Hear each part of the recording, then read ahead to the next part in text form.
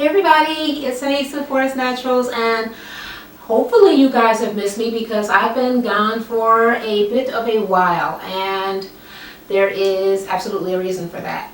On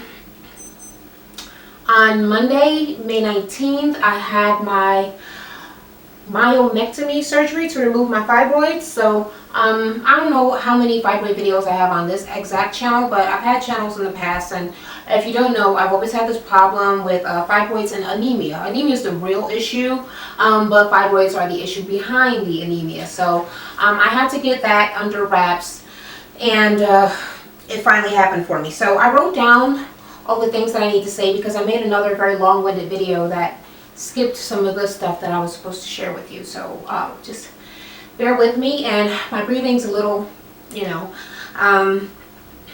so please overlook that as well. All right, so first off, remember I was talking to you guys about the doctor and how I didn't want that doctor because she made me feel bad, like I was old and like I might as well be dead, I'm useless, or whatever.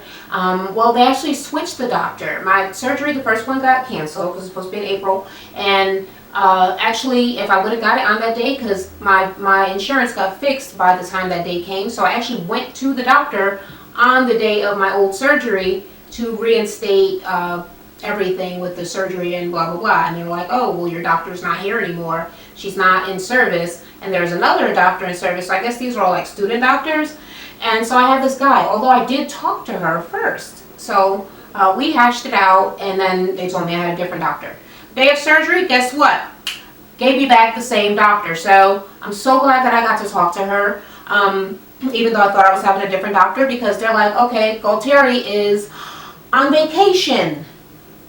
My surgeon who I spoke with is on vacation? Really? So I had wound up with the same woman, but like I said, we had hashed it out, we had talked about it, and she had put all my fears to rest, and I felt like a lot better. And she actually wasn't a bad choice because she wound up being like really, really nice and informative and helpful, and she came to visit me like every day in the hospital and stuff. I don't know if they always do that because, I don't know, all my other surgeries prior to that had been emergency surgery, so I never had one that, built up and was planned and all that sort of stuff. So maybe they all do that, but I thought it was just really, really nice. This surgery, like I was saying, it's the first one that wasn't an emergency surgery.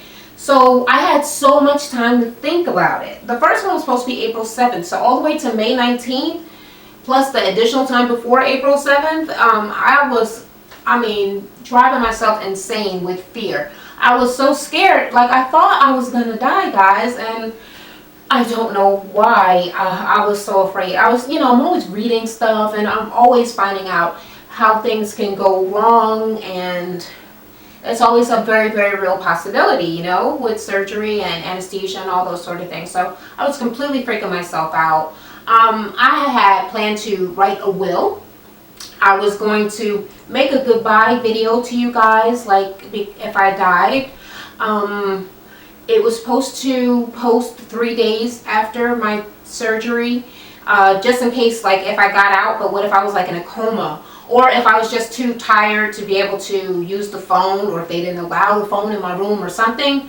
I didn't want the video to air and say I was dead if I was still alive. So I wanted to give myself 3 days to go and cancel the upload that was scheduled and all that stuff, so I wouldn't freak you guys totally out, but I was totally going to leave a video. I was writing down passwords to everything for my husband online because he doesn't know like any passwords or usernames to anything.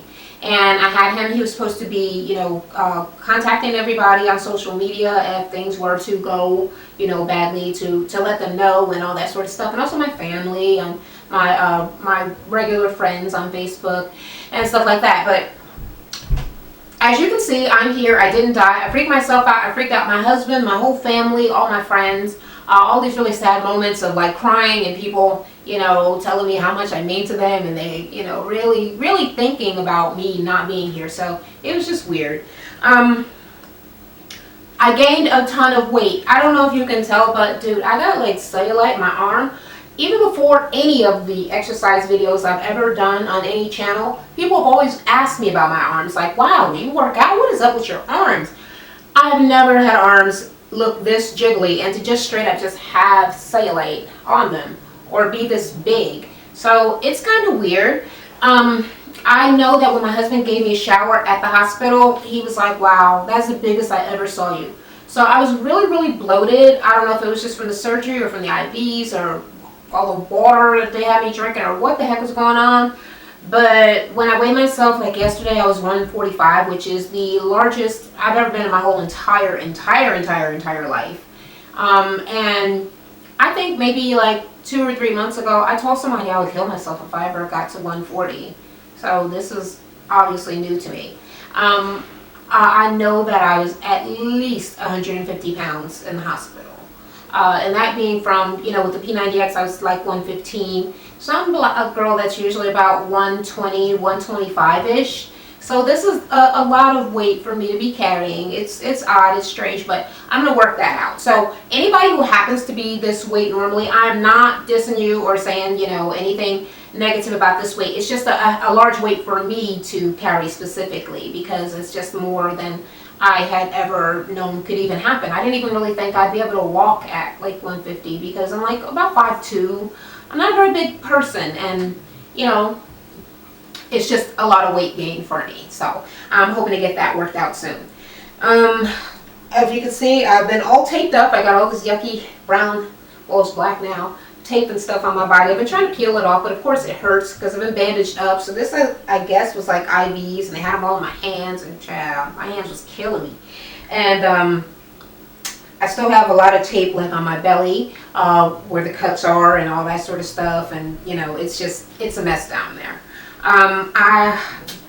My breathing, they gave me this thing, weird little apparatus to breathe into, and I'm supposed to like suck in air, like. And that thing goes like up and down and like slowly, and it's supposed to, I guess, help with the breathing and help with me clearing fluid out of my lungs so that I don't wind up with pneumonia, because that would suck. And whatever, I have to do that. And they have me wearing this binder on my belly. Whew. And this helps to basically, I guess, keep all my organs and stuff in like one place and from moving around, because they genuinely feel like wiggly, like I don't know, like they're flopping around sometimes. Sometimes I have to take it off because I feel like I can't get enough breath. So there's something with me taking deep breaths that is a little hard, and probably because I've had abdominal surgery, that it makes you feel a little scared to just let your stomach go all the way out or all the way in or whatever. So the trying to be careful with your belly makes breathing a little bit of a chore sometimes, but sometimes not so much. Okay, about the surgery. I wasn't sure how many fibroids there were. We at first thought that there was just one really big one, but then they told me that there were several. There were actually 5 fibroids. One that was really large, and I think they said it was either 9 to 12 centimeters. And she made it seem like kind of biggish, you know, maybe like a small grapefruit or like a large orange type shape. And that was the largest one, and there were the 4 smaller ones. About my anemia. They told me that my blood was off the chains, or hemoglobin, or whatever it is that they're checking when they're checking for my anemia. They said that it was at 13, which is the highest ever, right? And they told me that I lost a tremendous amount of blood, like a lot of blood, because they said from other surgeries that I've had on my abdomen, my organs, some of them were maybe stuck together. So trying to actually get my uterus out of the hole that they were cutting, because they wanted to cut, they were thinking about maybe cutting up and down, but I already have a cesarean scar going across, and they weren't sure if they were going to be able to use it to get the uterus out, but they did wind up using it, just making it bigger and taking the uterus out to, cut it up and take the stuff out. But there were other organs stuck to it, so like they said, it was a chore, and I lost a tremendous amount of blood, but still I was only at 11, and they say my goal is like 12, so I was like at 11 point something after surgery. So she was like, wow, I thought you lost a lot more blood, but I guess there wasn't so much blood after all. So I'm only very slightly anemic at this point. And they gave me some iron, so that should be, over in a day or two. About growing the fibroids growing back. Well, you guys know that I got that shot, a Lupron shot. They gave it to me in January, and it was supposed to put me into menopause and make my fibroids shrink, because your fibroids naturally shrink when you're in menopause. So I do feel that they got smaller, although my stomach was still really, really fat, because obviously it was just like weight gain. And maybe just from the shot, from messing with my hormones and all that sort of stuff. What I actually was hoping for was that they would grow back just a little bit, because this is what I heard about your fibroids growing back. Sometimes they don't really grow back, they actually just were never removed. So say this shot is supposed to shrink it and make it smaller. Sometimes it makes it so small that when they actually give you the surgery, they're not able to see the fibroid anymore, so it doesn't get removed. Then they close you up, and by the time that your body goes back to normal and they start to grow again, they're back. They were never cut, and you didn't really grow any back. You just didn't lose them in the first place. So because I got the shot in January and it's supposed to last for 3 months, and my surgery wasn't until May, I think hopefully that it grew back a little. I feel like I started to feel them again, like if I press down I could feel them. So I'm just hoping that they don't grow back no more, you know what I mean, because that was a very extensive surgery, and I don't want to have to be bothered with it anymore. Okay, so I came home, I think on the 3rd day. I think they wanted to just keep me for 2 days, but I was having a problem pooping, okay, going number 2. And they didn't want to let me go until then, because they wanted to make sure that my digestive tract or whatever, my intestines were all intact. I was never able to go while we were in the hospital, so they settled on me being able to fart. So they waited all those days for the farting to happen, and it finally happened after them giving me all kinds of stuff. And yeah, it finally came through. Now they got me on Percocet for the pain, which is why I'm able to make this video without writhing in pain, because you know, it just gets weird, and it's more like a lot of pressure feeling, and me needing to feel like I need that binder, like I need my body to be tied together or something like that. So it's just weird. And the Percocet, actually, if I took 2 of them, I would probably be able to run a marathon. It makes me feel that free of pain, like I'm feeling no pain when I'm doing a Percocet if I were to do 2. I'm on 1, which is just to maintain my pain, and you know, I feel pretty good and pretty even all the time, which is good.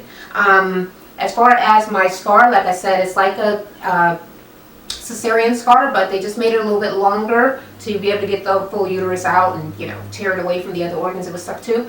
And I don't even know exactly what it looks like, because it's got all these little steri strips on it, like little teeny tiny pieces of tape all up and down across the whole entire scar.